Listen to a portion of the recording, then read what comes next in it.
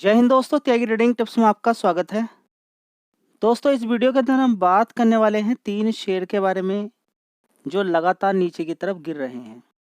देखिए, गिरे हुए शेयर बेकार नहीं होते हैं। अगर कंपनी अच्छी है तो गिरावट, देखिए इस समय इन शेयर को आप देखेंगे तो देखने का तरीका ही डिफरेंट रहेगा। गिर गए। दूसरा शेयर अगर यही होता 52 वीक हाई पर होता, चढ़ गया। अब चढ़े हुए शेयर अच्छे लग रहे हैं, गिरावट वाले शेयर खराब लग रहे हैं। तो साइकोलॉजी के अकॉर्डिंग माइंड के अंदर कुछ स्टॉक मार्केट को लेके डिफरेंट तरह का विचार आपके मन में घूम रहा है, जिसको चेंज करना बहुत ज़्यादा ज़रूरी है। क्या हकीकत में अच्छी कंपनियां अगर गिर गई हैं तो वे आपके लिए ख़राब हो गई हैं? खुद बताइए, सोचिए, विचार कीजिए इस पर कि जो कंपनियां नीचे की साइड में गिरी हुई हैं वो एक अपॉर्चुनिटी है आपके लिए या फिर एक प्रकार का धोखा या जाल है। इसको सोचिए, विचार बनाइए कि गिरावट पर क्या होता है माइंड के अंदर।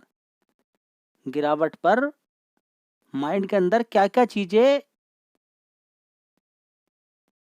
आती हैं माइंड में और बड़ा परेशान करती हैं ना परेशान। सोचने में दिक्कत होने लगती है कि शेयर के बारे में मैं क्या सोचूं, खरीदूं नहीं खरीदूं, मतलब देखते ही उस शेयर से घृणा सी होने लगती है। होता है ऐसा। गिरावट आज तक किसी बढ़िया कंपनी के अंदर खराब नहीं हुई है, और जो इंसान गिरावट पर नहीं खरीद पाता है उसे स्टॉक मार्केट में काम करने से कोई फायदा नहीं है। वो टिक ही नहीं पाएगा स्टॉक मार्केट के अंदर, ज़्यादातर परेशान ही रहेगा। क्यों? क्योंकि वो हाई पर खरीदेगा और हाई के बाद आपको मालूम ही है क्या होता है। बढ़िया बढ़िया कंपनी के अंदर गिरावट होती है। टाटा मोटर्स के अंदर भी गिरावट हो गई। वो 300 रुपये का शेयर था, ऊपर 1100-1200 रुपये तक पहुंच गया, नीचे की तरफ गिरावट हो गई। टाटा मोटर्स को देखिए, एक ऑर्डर मिला हुआ है 1297 बसेस का। एक ऑर्डर क्या, न जाने कितने सारे ऑर्डर्स इस कंपनी को मिलते रहते हैं। ठीक है, इलेक्ट्रिक व्हीकल के अंदर कंपनी काम करती है। ऐसा नहीं कि डीजल पेट्रोल की गाड़ियाँ ही बनानी छोड़ दी है, नहीं, अच्छा मार्केट शेयर रखती है।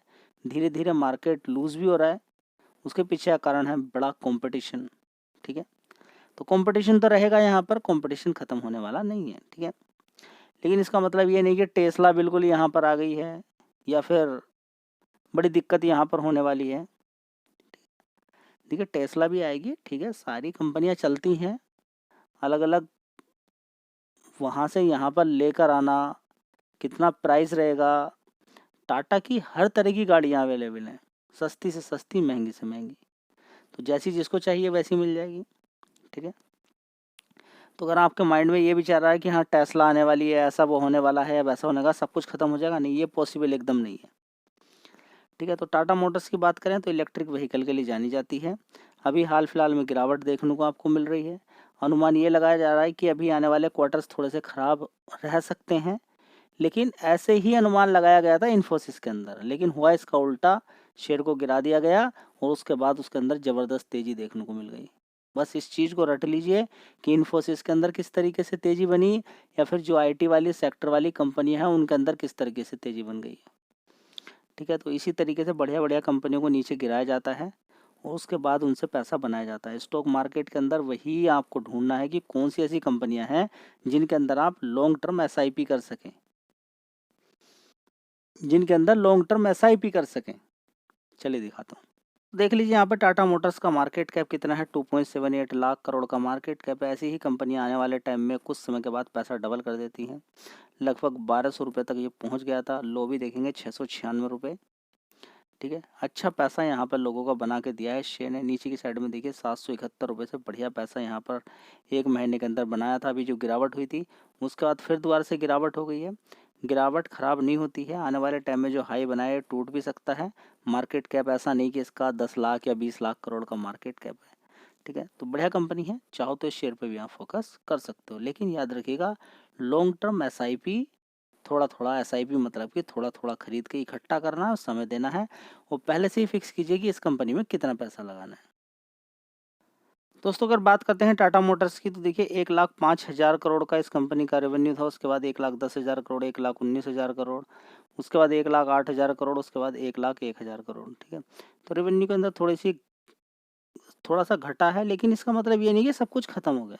सबसे पहली बात हम ये देख लेते हैं कि रेवेन्यू के अंदर गिरावट हो गई है, तो 1,01,000 करोड़ कम होता है क्या? आप बताइए, कम होता तो बताइए। चलिए कंपनी का मैं मान लेता हूँ कि प्रॉफिट गिर गया, ठीक है,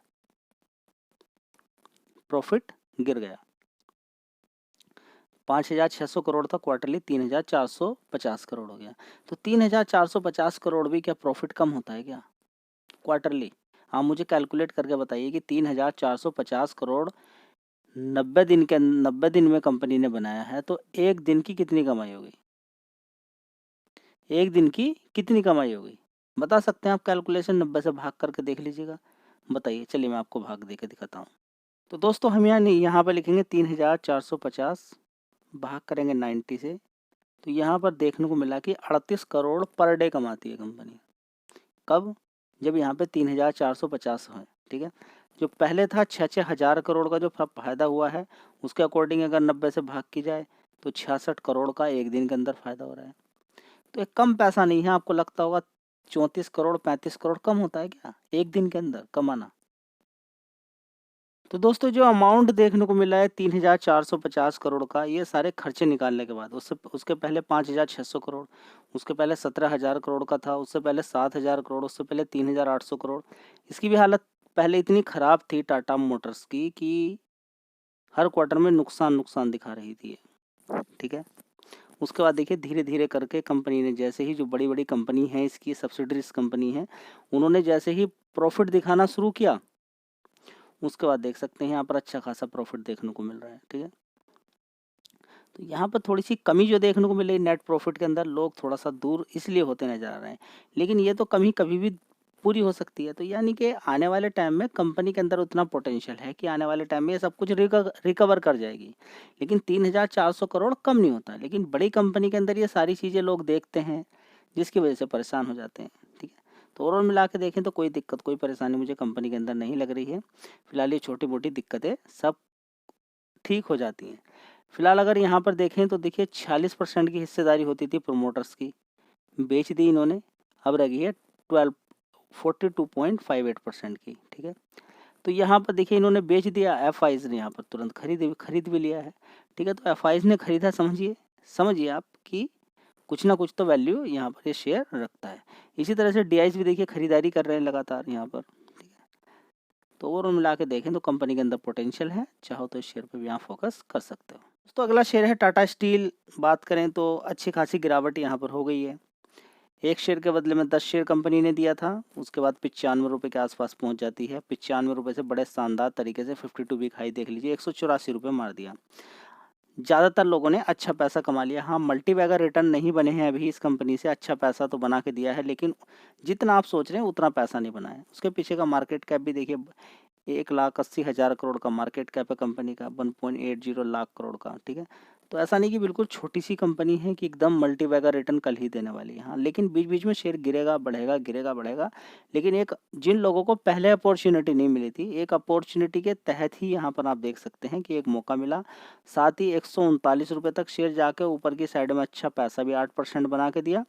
ऐसे ही एफडी से ज़्यादा बीच बीच में रिटर्न बनते रहते हैं, और एक एक साल के लिए अगर एसआईपी की जाए तो एफडी से बढ़िया रिटर्न यहाँ पर ये कंपनियाँ, इस तरीके जो गिरी हुई कंपनियाँ अच्छा पैसा बना के दे देती हैं।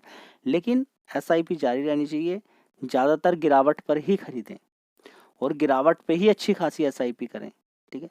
अब ऐसा नहीं होना चाहिए कि 100, देखिए होता क्या है, इस शेयर को देख के कैसा लग रहा है जी? बिल्कुल घटिया लग रहा है।